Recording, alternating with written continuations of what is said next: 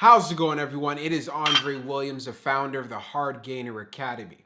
And what I want to talk about today are one of the biggest myths that tend to float around, saying that when you're bulking, you're going to put on a lot of fat. And you know what? That is simply not the case. Especially for a lot of skinny fat guys who are trying to put on some size and change the way they look. I'm telling you right now, just because you're bulking, it doesn't mean you're going to put on a lot of fat. There are a lot of factors that play a role in regards to how we can actually minimize fat gain overall in general while we bulk.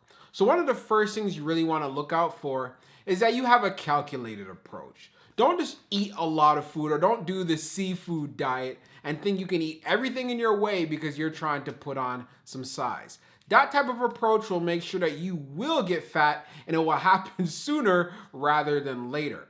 I always talk about it's always a good idea that you want to try to extend your bulk for as long as a period of time. So by eating mindlessly and just not having a focus or any sort of approach, you are going to get fat very, very quickly. In this case, if you're skinny fat, your belly is going to get big very, very quickly.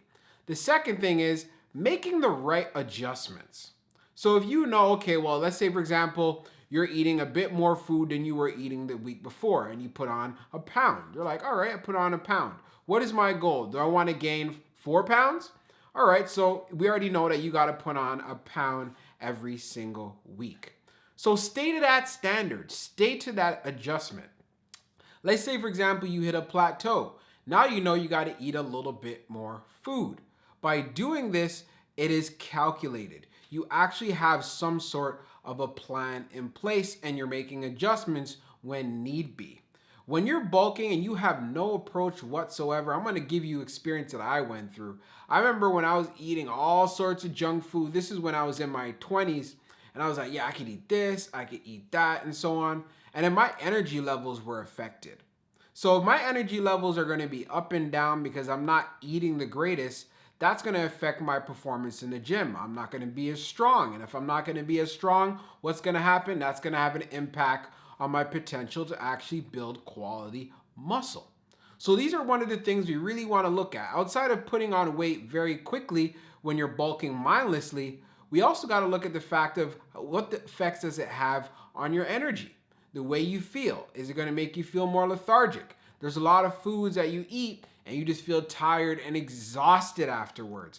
Those are the type of foods you really don't want to be focusing on when you are bulking.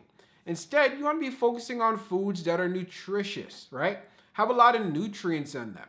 Mix in some vegetables, some fruits. Again, I'm not saying that 100% of the time you got to be eating clean. Because I myself, I've spoke to you guys about this already. I like going with that 80-20 principle, where 80% of the foods that I eat are really good, and 20%, hey, may not be the greatest or not be the most nutrient dense of foods, but I make it work and I still hit my nutrient goals.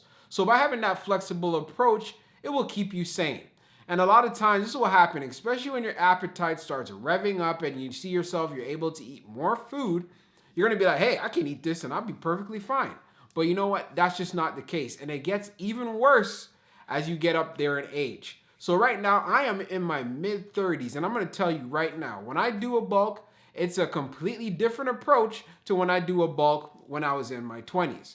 Because number one, again, my metabolism isn't as high.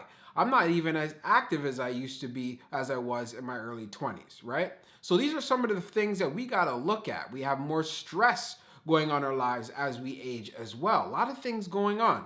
So all of these things we have to take into consideration and know that, you know what, having a calculated approach to bulking will make sure that we can minimize fat gain.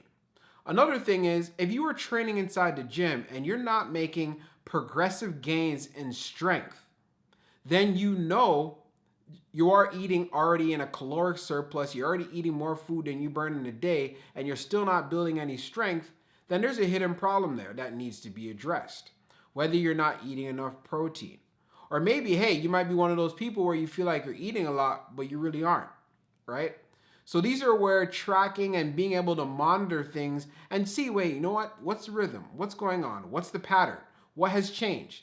By doing all of these things, this will put you far ahead of the majority of people that you actually see in the gym, and far ahead of a lot of the people that think that just because you're bulking, you got to put on a lot of fat. So again, if you're a skinny fat guy or you're just a naturally skinny guy, again, when I first got started, I was skinny. And then after I got older, I got skinny fat and so on. But I do know for myself that I would try to focus on bulking for at least a year straight. Don't think about cutting or any of that sort. Just bulk for a year and put on weight slowly. No more than 3 pounds, no more than 4 pounds a month. It all depends on how skinny you are and what your body fat percentage is like. So let's say, for example, if you're bulking at a high body fat percentage or you have a lot of body fat and you're gonna bulk, then there's a good chance it won't last that long, because as you start looking at yourself in the mirror and just looking at yourself overall in general, you're not gonna be happy with what you're seeing. You're gonna feel uncomfortable with yourself. Some people might be able to handle that where they can bulk and they're already at a high body fat percentage. But for the majority of guys out there and a lot of the clients that I work with, they rather do a bulk when they are already lean. And I agree with that. And this is why I heavily emphasize it.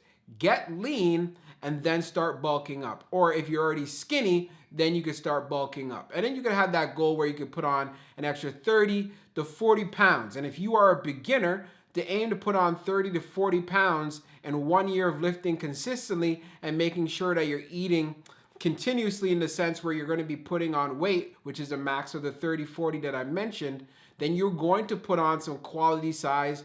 And this is also on top of you keeping track as far as your rest, your recovery, and nutrition. You're going to put on quality size. I am telling you that right now. It's not going to be terrible weight. All right. So you want to be strategic in the way you go about doing things. So if you're thinking about bulking or you've been hesitant in regards to bulking because you're afraid you're going to put on too much fat, trust me, that will not happen.